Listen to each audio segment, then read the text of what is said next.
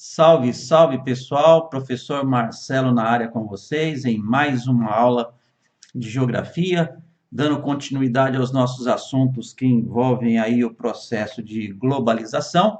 Vamos falar um pouco hoje a respeito de mobilidade populacional, ok?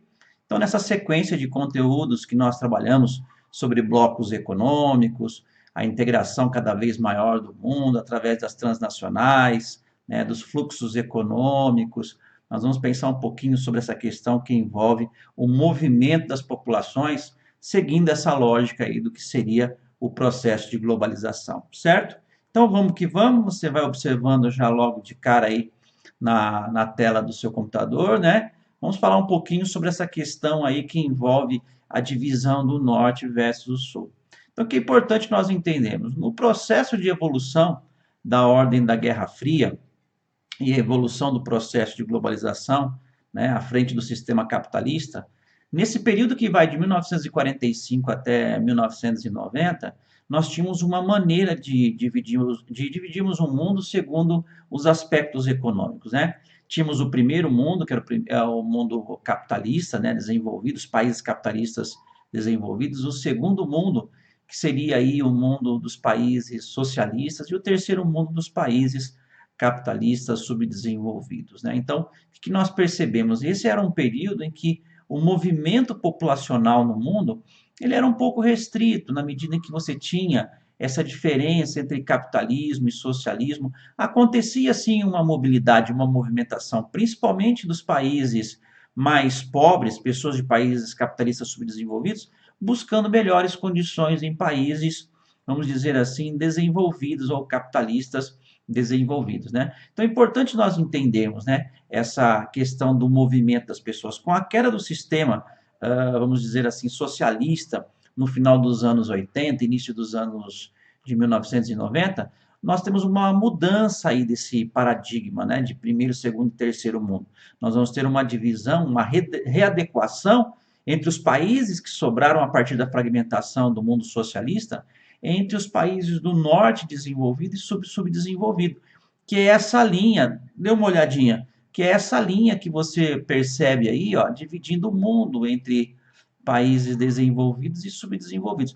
Uma divisão meio contraditória, porque nem todos os países que ficaram no hemisfério norte, né, são países tão desenvolvidos assim, seria, por exemplo, essa região aqui que você encontra no leste europeu, né? E nem todos os países que estão abaixo dessa linha imaginária são países subdesenvolvidos. Sei lá, podemos citar aqui o caso da Coreia do Sul. Então, importante nós estarmos antenados com essa questão, né? Essa questão aí que envolve efetivamente o que nós chamamos aí de mobilidade, né? Então, é legal a gente estar mais ou menos antenado com essa questão que envolve a mobilidade, como era lá durante a Guerra Fria e como ficou diante dessa chamada aí nova ordem mundial, ok? Então vamos falar agora, pessoal, um pouquinho a respeito sobre as migrações internacionais, tá? Então é importante nós entendermos aí o que seriam os fluxos migratórios. Primeira coisa que você tem que entender, né? O que é uma migração? Segundo a ONU, migrante é aquela pessoa que sai do seu local de origem e vai para um segundo local, né, do local X para Y, e lá ele fixa residência, tá? Então, as áreas de onde essa pessoa sai, nós chamamos isso de áreas de emigração, é a área de saída. E onde essa pessoa vai se estabelecer, nós vamos chamar isso de áreas de chegada, né? Mais precisamente, nós vamos chamar essas áreas de imigração. Então, é importante nós entendermos essas áreas de repulsão e áreas de atração, áreas de emigração para áreas de imigração. Importante nós entendermos esse contexto, tá? De entrada e saída. Importante nós estamos entendendo aí, tá? Existem alguns movimentos migratórios que seria importante a gente estar entendendo aí nesse contexto, né? Por exemplo, aí, vamos pensar, por exemplo, em movimento pendular, né? Não chega a ser um movimento migratório, as pessoas saem de uma cidade, vão para outra, trabalhar, estudar, isso são movimentos, fluxos diários, né? Pode ocorrer movimentos de pessoas do ponto de vista sazonal, sai de uma região, vai trabalhar numa outra por 3 meses, isso aí a gente não pode considerar como um fluxo migratório, né? Porque nós temos essas questões que envolvem a necessidade para ser migrante de fixação de residência, tá? Então é importante nós estarmos antenados com relação a isso. Outra coisa que a gente tem que entender é a questão dos refugiados, né? O que seria um refugiado? É uma pessoa que acaba sendo expulsa da sua área de origem por uma guerra civil, né? Sei lá, de repente por tensões e conflitos religiosos. Importante você entender que quando ele chega numa determinada área, se esse país assinou acordos internacionais estipulados pela Acnur, por exemplo, que é o Alto Comissariado das Nações Unidas para os Refugiados, né? Então esse país que vai receber, ele tem por obrigação dar um mínimo de condições, né, de subsistência para essa pessoa, carteira de trabalho, né, dar uma ajuda inicial para ele se restabelecer, porque ele não teve culpa de ser expulso por essas questões, né, que envolve as questões aí políticas, religiosas. Aliás, aqui a gente já pode até pensar quais são os tipos de migrações, né? Nós temos as migrações forçadas e espontâneas, né? As espontâneas são aquelas que a pessoa vai em busca de estudo, né? Ela vai ali em busca, de repente, de uma especialização, ou até mesmo vai a convite da sua empresa para abrir um novo negócio nesse novo país e tal, né? Seriam as espontâneas. Agora, as forçadas aí envolvem conflitos, tá, pessoal? Vai envolver tensões, conflitos, vai envolver desastres naturais, perseguições religiosas, políticas. Aí você já tem aí essa questão que envolve as chamadas migrações forçadas, tá? Então eu tenho um mapa aqui, dá uma olhadinha aí, que eu vou mostrar para você aí.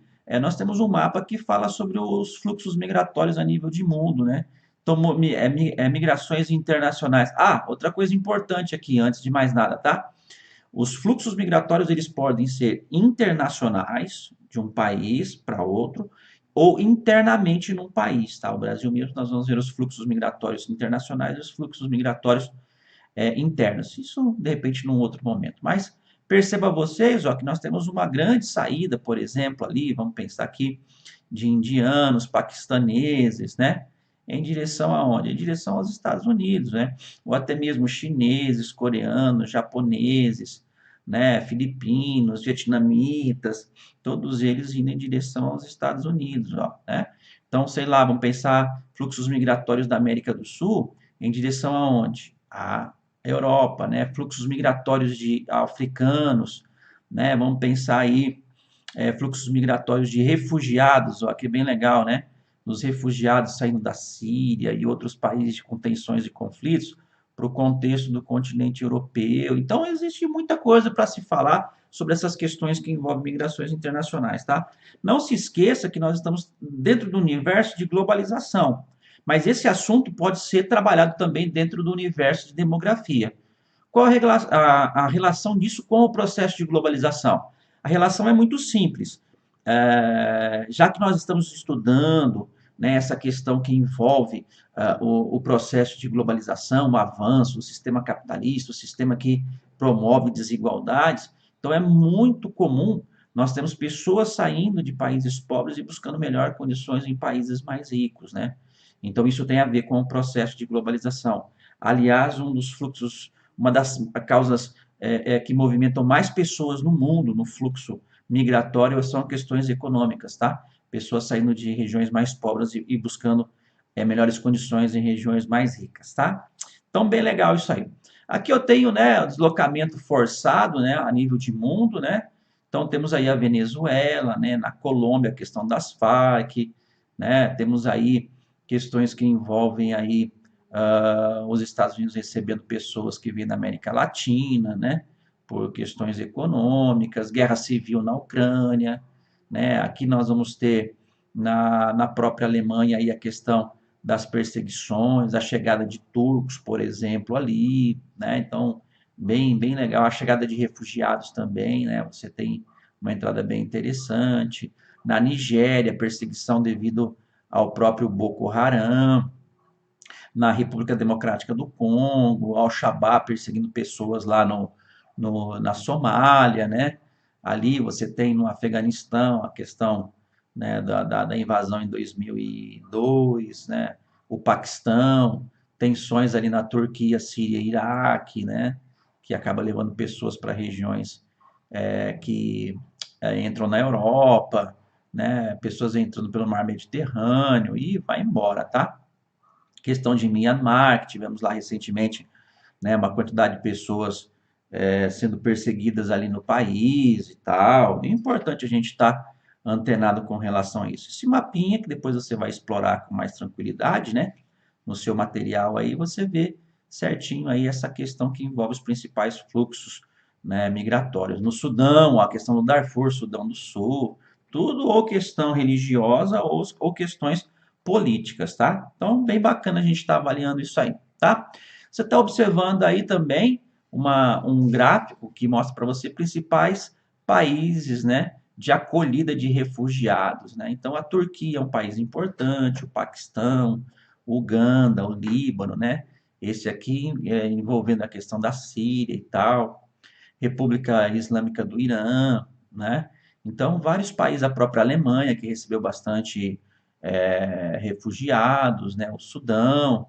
Então, são países aí que, no contexto das suas tensões específicas, acabam recebendo um número considerável de refugiados, tá? Óbvio que esse processo migratório, né, gera tensões, porque à medida que essas pessoas saem de um lugar e vão para outro, muitas vezes elas não são bem recepcionadas lá. E aí surge um processo que nós chamamos de xenofobia, né? Xeno vem da palavrinha estrangeiro e fobia é medo, o medo, é a aversão à presença de estrangeiros. E isso faz com que nós tenhamos o surgimento, né, de um sentimento cada vez maior de nacionalismo, por exemplo, tá? Que é aquele sentimento em que a pessoa vai valorizar a sua etnia em relação ao imigrante e vai gerar alguns problemas. Às vezes, esse sentimento, essa aversão, ele chega a ser exacerbado, gerando até inclusive violências, né?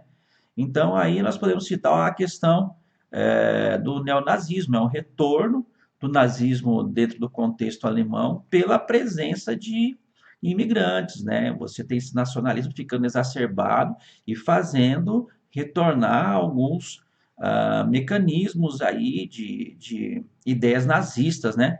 Então, você tem aí vários exemplos e tal. Aqui você tem um pôster, né? Um exemplo bem legal, você está observando aí. Você tem ali uma bandeira da Suíça, né? Com os carneirinhos, e aí os carneirinhos expulsam um carneirinho ali um pouquinho mais escuro, né? Que seriam os negros aí.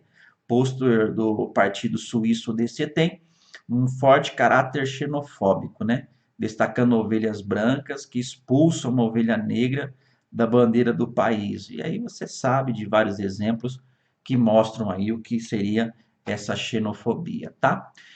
À medida que isso vai acontecendo, nós vamos tendo problemas do ponto de vista aí do estabelecimento de cercas, muros que vão tentando, né, dividir essas várias regiões aí a nível de mundo. Alguns exemplos que eu posso citar aqui para vocês seria, por exemplo, ali o muro que está sendo construído entre o México e os Estados Unidos, né? Muros também foram construídos aqui entre o Marrocos e a Espanha, né? Aqui em Israel, por exemplo, você tem um muro sendo criado, construído em torno da região ali da região ali que envolve a Palestina e Israel, tá?